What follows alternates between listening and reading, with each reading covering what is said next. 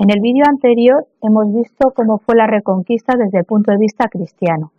Ahora vamos a ver dos apartados, la repoblación y la sociedad estamental, cómo estaba establecida. Vamos a ir viendo paso a paso. Bien, empezamos con la repoblación.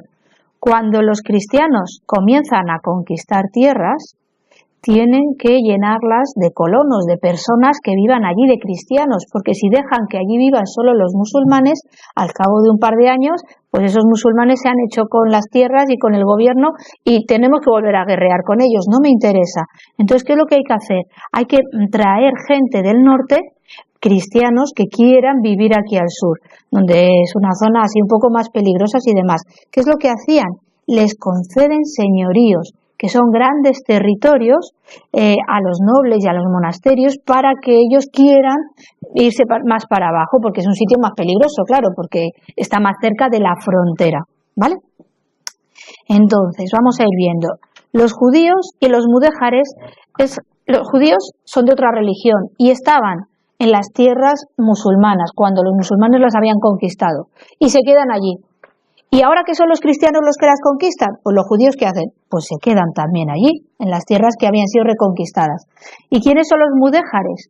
Pues son los musulmanes que llevaban ahí 700 años viviendo y que dicen, hombre, yo ahora no me gusta que me gobiernen los cristianos, pero es que esta es mi tierra de toda la vida, y la de mis padres, y la de mis abuelos, y de las de mis bisabuelos.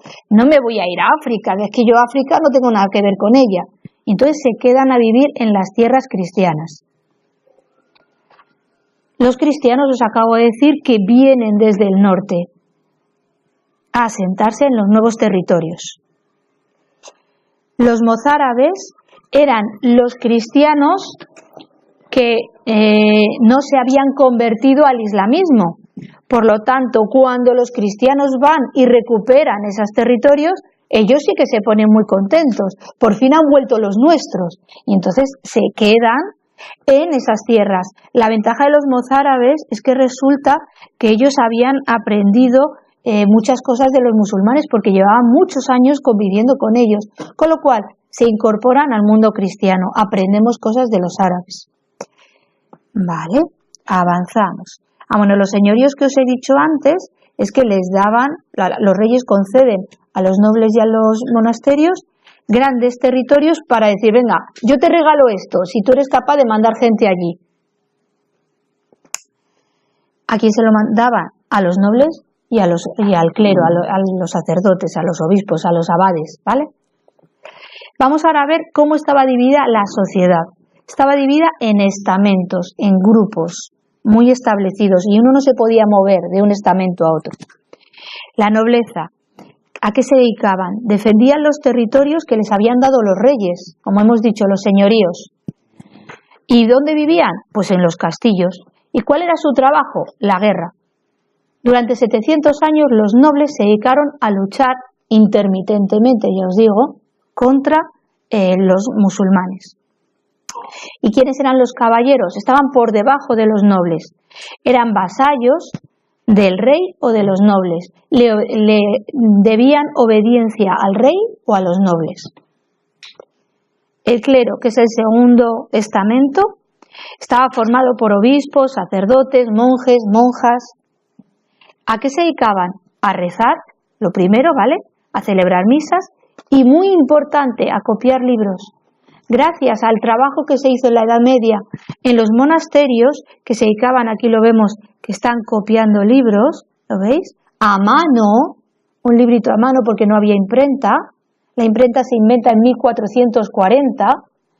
Pues gracias a eso tenemos ahora libros de la Edad Antigua que se han conservado, porque ellos se dedicaron a copiarlos. En los monasterios vivían los monjes o las monjas y estaban dirigidos por el abad o la abadesa. Abadesa es el femenino y es la que manda en un monasterio de monjas. Los monasterios tenían tierras que se los habían dado los reyes, que eran trabajadas por siervos. Esos siervos pertenecían al estado llano o a los campesinos, que podían trabajar su propia tierra o no, o trabajar la tierra de los nobles o de los monasterios. No podían abandonar esa tierra. Yo me canso, es que este jefe es muy malo, es que no me deja vivir, es que...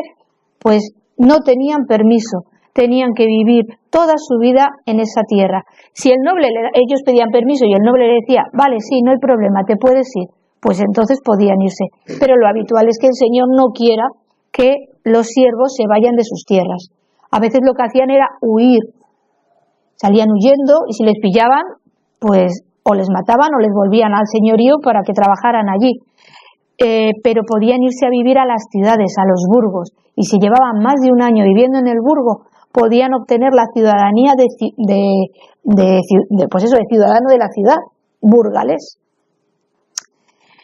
¿Cuál era su trabajo? Trabajaban la tierra y entregaban parte de la cosecha, que se llamaba diezmo, la 10ª parte, se la tenían que entregar al noble o al monasterio. Yo trabajo mi tierra y consigo 10 tomates, pues uno es para el noble,